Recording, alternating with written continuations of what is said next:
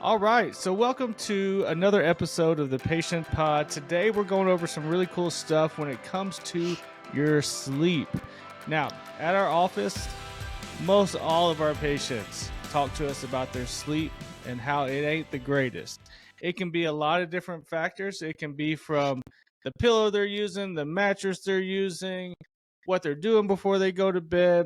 One of the most common things that we've seen is all of our patients, because we've been asking, because we've been trying to really figure out what exactly is it that these patients are doing that doesn't allow them to sleep very well. And what most of them have told us, and we've had a few questions to ask, and that's how we get these results. What we've been told is most of our patients are having a lot of screen time before they go to bed. So before they, or while they're laying down, or right before they lay down, they're watching their TV or they're on their phone. So, and I've also dealt with this where I would be on my phone, and I noticed when I would go to sleep, it just wasn't the same. I couldn't fall asleep very quickly. And after talking to Dr. Agan here, he's experienced the same thing. So we wanted to dive a little bit deeper on this one. We wanted to see, okay, scientifically, what is actually going on here? What is affecting us? Because if we're looking on the phone, just checking out, sports or Facebook, whatever it is, why would that affect our sleep? So we did a little research. Dr. Agan's going to outline a little bit of how our brain waves work and how looking at your phone for too long right before you go to bed can actually harm your sleep. From self experiences with trying to increase my sleep quality and hearing so many stories in the office with patients and how they describe their sleep, and everybody is focused on, including myself at times until recently. So we're worried about, oh, I didn't get a good night's sleep. I didn't sleep good last night. We set the tone throughout the day with our thoughts, and it's all driven through these brain frequencies that we're going to break down. I have been fascinated with my sleep quality for the last few months, and it hasn't been until I started tracking it that I realized my quality of sleep was very poor. And I've always been fascinated with brainwave states and the power of thought and how many thoughts we have per day and controlling those thoughts, because that's directly linked to a lot of anxiety issues. I've realized that over time, we're so focused on last night, I didn't get a good quality of sleep. I didn't sleep good last night. And we're so focused on during that time while we sleep, we set the stage before we even get in bed. Throughout the day, we're thinking about things and going into screen time and how much that stimulates the brain. Brainwave states alter in their frequencies. There's beta, alpha, theta, and delta. And so really, if we break those down, from beta being the top layer of thinking, so on average, I believe it's 60 thoughts per minute is average beta. And what's happening is that's kind of a lot of alertness. It's allowing us to take in information. But what the problem is if we're in a high beta, so we're thinking over 60 thoughts per minute, that is not allowing us to kind of get into more of a recovery mode. As we break down into, if we go into a normal beta, which is a lot of it, more of what we're thinking throughout the day, average thinking, processing, taking in information, a lot of that is beta. But if we're too high into a beta state, so we're thinking over 60 thoughts per minute, those brain frequencies are just firing, and it is not allowing us to get into that lower state of thinking, which is just keeping it simple. As we break into alpha, theta, and delta, those thoughts per minute slowly go down. So allowing us to get into full recovery, we really want to get down into like a theta and delta. And there's so many tools out there these days with frequencies, 432 hertz, allowing your brain to kind of recalibrate to get down to that level. When we are overstimulating our minds with screen time, that's exactly what, there's more physiological things happening with our eyes, taking in all that electric activity from the screens. But regardless, we're thinking so much throughout that process as well. We're looking at these videos, we're thinking about how it's funny, how it's sad, how it's making us mad. That is increasing our brainwave frequency, not allowing us to get into more of a recovery mode.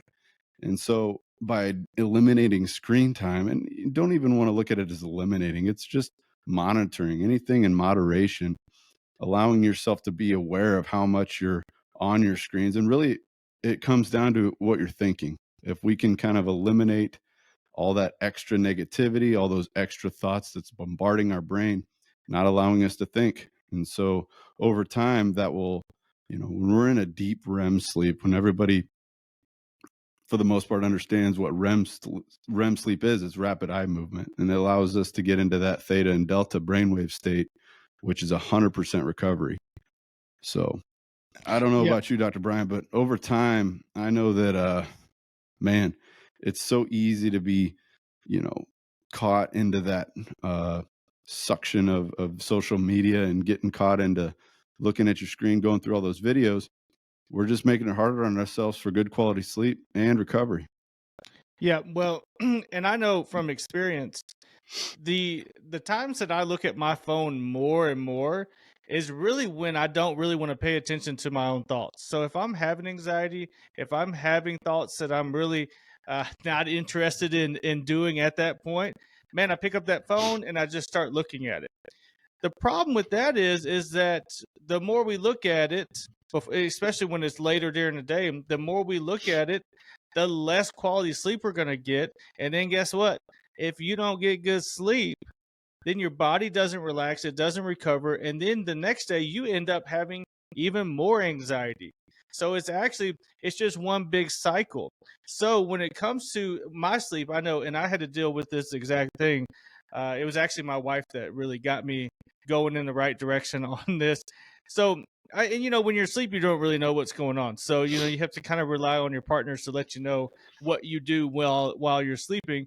But she noticed that, and so I'll be honest, I suffer from night terrors. So, and it's wild, and I've had it probably since I was 15 or 16.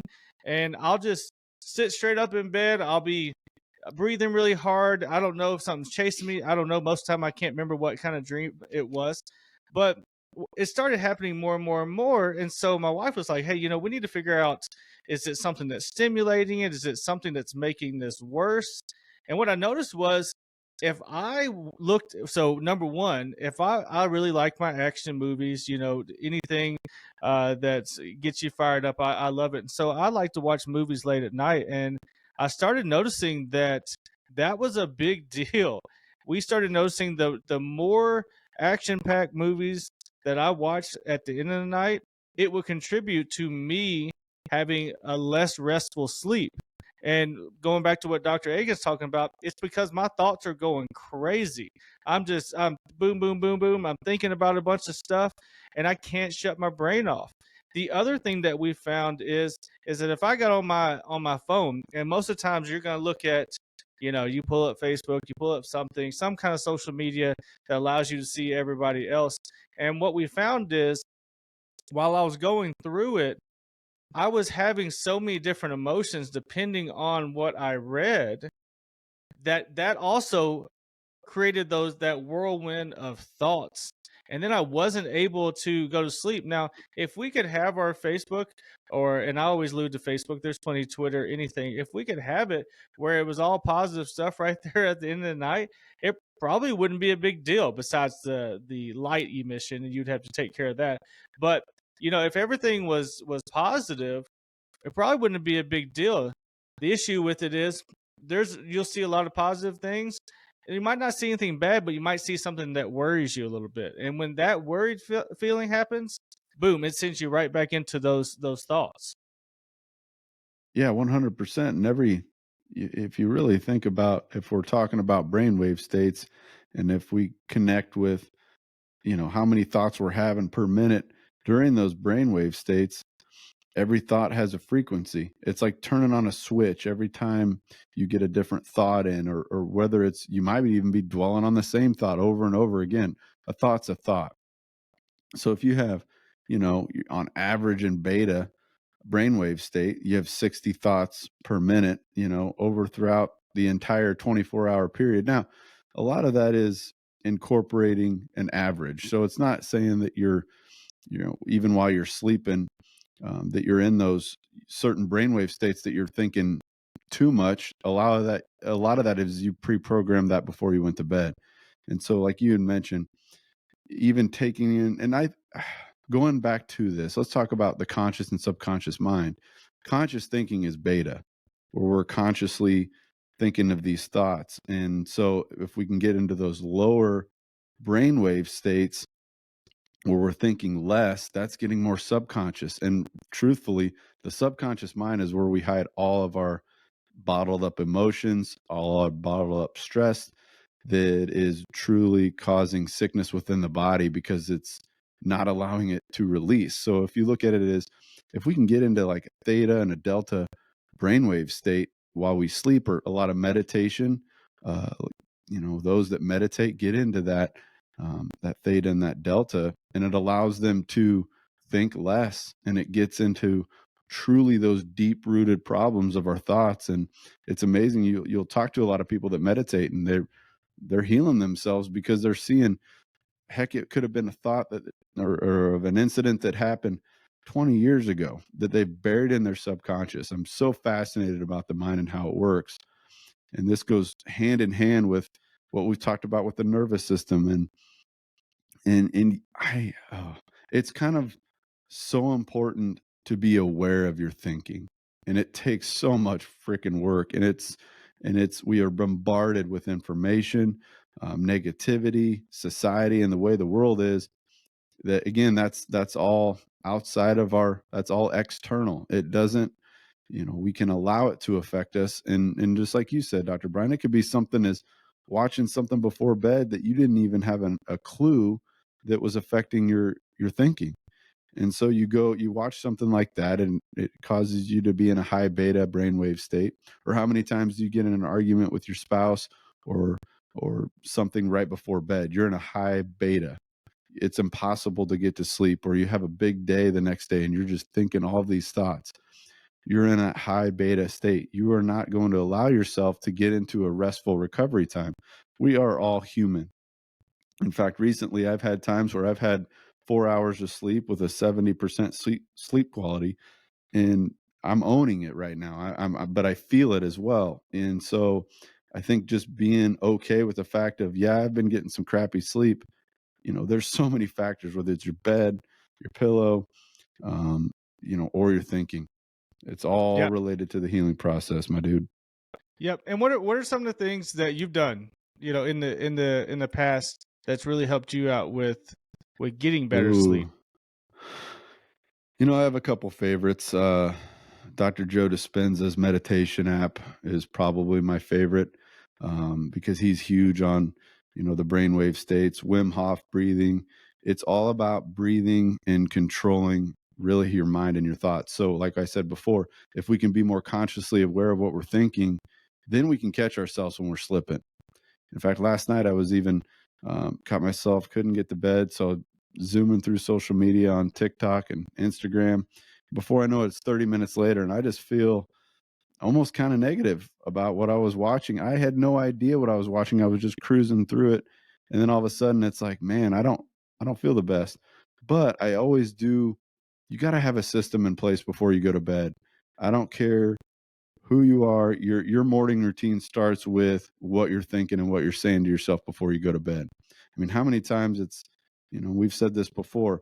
If you want to wake up at 5:30 and then you go, I'm going to set my alarm for 5:30, but I'm going to just see how I feel when I wake up. You're like, Uh, maybe. Maybe. ah, just 15 more minutes, Yep. 15 more minutes. And something that I've recently incorporated that's helped me with that is I make a promise to myself the night before that I'm going to wake up at 5:15. I'm going to get right into the cold shower. And so I kind of set that tone. And then when I wake up and I hear that alarm, I hear this voice that's pretty much like, you made a promise to yourself. This is your word. And if you don't follow your word, and I can tell you because I haven't before, and the rest of the day I felt guilty because I made a verbal commitment to myself that I was going to do that, and I didn't do that. We are all human. That is going to happen. But I think I've had enough of those days where it almost pisses me off that I did that. And so I'm so hungry to get after it and just to dedicate that to myself, dedicate it to to your all selves to kind of challenge it, and then you kind of get some self-satisfaction out of that. Absolutely. Well, and I didn't think about this before, when we were kind of researching things, and we talk about looking at different social medias and things like that, but really another thing that we have to consider is with our phones, we are so readily available by anyone. Anyone that has your phone number, they can get a hold of you. We have we have kind of gotten into a society where people think that just because they text you or just because they call you, you have to answer. And if you don't, you're ignoring them, you don't like them, whatever it is. Well, back in the day, before these cell phones, if you were out of the house, you didn't talk to people. So you didn't have that constant stimulation. You didn't have that constant, someone needing something from you, someone texting you, that phone vibrating. You got 15 things going on. So we have to remember at night, it's not just looking up things. If someone is texting you, it's okay to be polite and say, hey, put my phone down for tonight. Gonna go get ready for bed. Because when you're talking to people, depending on how those conversations are going, those also put your emotions in a different, in a little bit of a roller coaster. So, it's not only just the social media or news or something like that. It's the people around you that are wanting to talk to you. And it's okay. And I'm saying this for myself too, because I feel this as well. If somebody texts me, I feel like I need to get back to them. I feel like I'm being rude. But you're not. If it's 8:30 at night and you're trying to, hey, I want to be in bed by 10, and you're trying to, hit that runway and trying to slow it all down, it's okay. Say, hey, I'll get to you in the morning and we'll finish this up. It's okay to do that. But but you have to start recognizing some of the things that the pressures within society to always answer, to always be available. And as human beings, we're just really not meant to be available 24/7. The brain power has to, as you were talking about, it has to go in relax and restoration mode. That way we can kickstart it again. And what we're seeing is with all this stimulation, we're seeing where people's brains are basically like making them go on idle because it's too much all the time. Over bombardment, overstimulation, and you made a good point. And I think it's all of us kind of feel that as well. It's like, I should get back to them. They're going to feel like I'm blowing them off. And Mm-hmm. oh man, you've seen my inbox before. Um, most of it's 200. and again, you go into other things. You subscribe to whether you go to buy something online. I mean, the other day I bought a hat in 45 seconds, a couple clicks, and then but I subscribed my phone to whatever I bought to get 10% off, and then there's another bombardment of texting and information, and And it those are just be mostly charged too oh because they're heck marketing. yeah. Oh dude, I saw that hat in 45 seconds. It was bought. It was the beauty of it. And that's what I love about technology too, man. This freaking cell phone, it's a lifeline. You can run a business. I mean, you look at these self-made millionaires, they did it all from their phone, but they used it to their advantage. And the Yep. old cheesy Spider-Man quote with great power comes great responsibility. And so and it's the truth, man. This thing is the coolest thing ever. You can reach out to anybody across the world. You can research information, be your own, damn physician, and learn your own way of how you want to do things. It's just control, and it's so hard because you get Yep. sucked in, and we all do it, and it's okay. It's okay to get sucked in, but the more and Dispenza and all these guys talk about this, the more we are aware of where we're at in that moment of time, and that truthfully, that present moment feeling, you can harness that. And in the regular day-to-day activity, we don't want to overwhelm the audience with all this brainwave stuff and beta, alpha, theta, delta. It's just how it is. The brain is an electrical neurobit processor that's just firing information to our body at all times. And so if we are in a society, like you said, the good old days of just going around and playing in the forest, playing in the creek all day, and just taking in natural nature, Now that's what you call some self-healing, and I recommend that to anyone, is to go out there and be in God's creation and absorb that. That phone isn't as important then. No, no, not at all. And I know, and so my wife is the one that keeps me in check with a lot of these things because I'll get down the rabbit hole just like you're talking about on the phones or whatever, and I'll start watching too many darn videos. And I noticed that the videos that I was watching, obviously, they keep feeding you more videos just like that. And so I kept getting more and more and more and more. And all of a sudden, my whole life was revolving around telling the stories that I heard on those videos. And the videos weren't the most positive videos I've seen. It was not good things. So they weren't making me feel good. And they had consumed my whole day and my whole week. And I was like, wow, this stuff is powerful. Sometimes when we talk like this, I feel like kind of a bah humbug, social media, all bad. And we're like, old men, get off my lawn. But we're not like that. We're just fine with it. But we have found the things about it that are just not good for us. And we're seeing it every day in our office. And so we're not here to be the old man, get off my lawn. We're just here to help you out with, hey, what can you do to make this a little bit more enjoyable as opposed to watching a million videos that is so toxic. And then you just don't. I think the hardest part about it is it's hard to correlate to your mood. So you might watch, let's say you wake up and you watch, 10 videos of something that's not the greatest. And then the rest of the day, your mood's just kind of shot.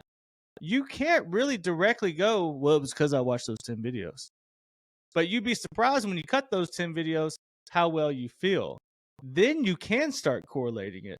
But right now we're in a time where, it's all about the videos, all the stuff, and the toxic ones unfortunately pop up a little bit more than the other ones. So you just have to be aware of those things. And like Dr. Agam was talking about earlier, being conscious about these things will help you heal and stop doing some of the things before they hit you. 100%. And it's just like your internet browser. Keep a couple tabs open at a time. And I know you've seen mine a couple days ago. It was about 20 of them open. And that is very similar to, if you look at, your computer as your brain, and you have 20 different browsers going on at all times. Okay, so those browsers are not only cluttering up your screen and slowing down your computer, they're constantly running. You got Yep. to slowly X those things out. You got to slowly take one at a time. But the brain, the body, the human body in general, and then the mind and the brain and how it works is a beast that you have to control. We all harness that. And I'm so fascinated that really in the world, it's perception and the way you look at the world and the way you look at your life, your body, and where you're going. And it comes down to the principles of that as well. It's time and moderation. It's not allowing yourself to get sucked into the screen, but dive into something else that takes over that time. At 9:30, 10 o'clock, if take that time to spend with your spouse. Shut the phones off and connect. We're designed to connect as human beings, and that is so important. You're seeing relationships go down the drain, and you're going out to restaurants and seeing the entire family sitting at the table on their damn phone. It's We've all been subject to it. We've all been involved in it, and it's just being consciously aware of that it is happening. And another thing too is you and I were 90s kids. So Hmm. we've talked about this before where we had those days where we didn't have any type of cellular device. It was, you used your imagination to make things and to explore. And me, I had a little paper boy on Game Boy.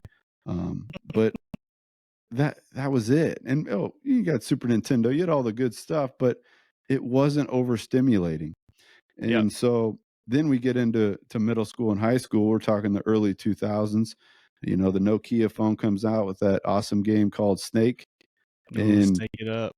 that's when it changed the game. I remember text messages, man. It was like you had like 200 characters.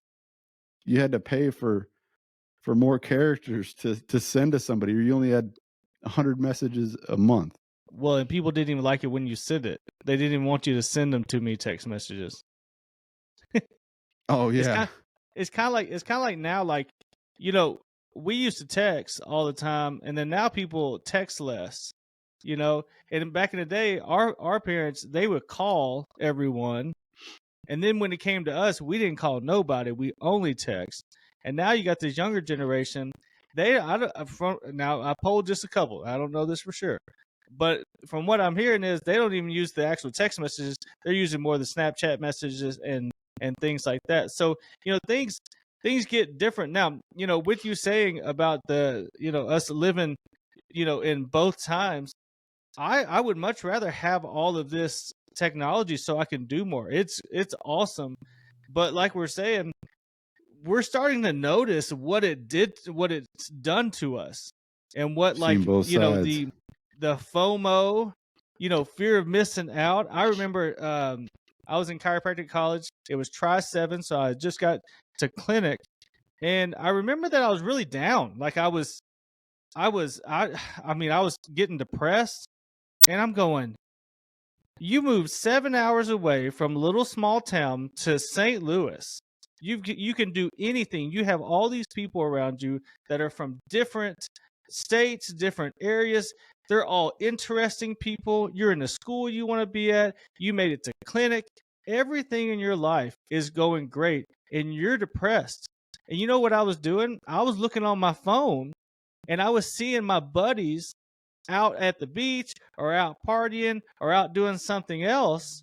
And so I was getting depressed. I was getting that FOMO, that fear of missing out, because I was looking at what their experiences was, and I wasn't focusing on actually what was going on in my life and the good things that were going on in my life.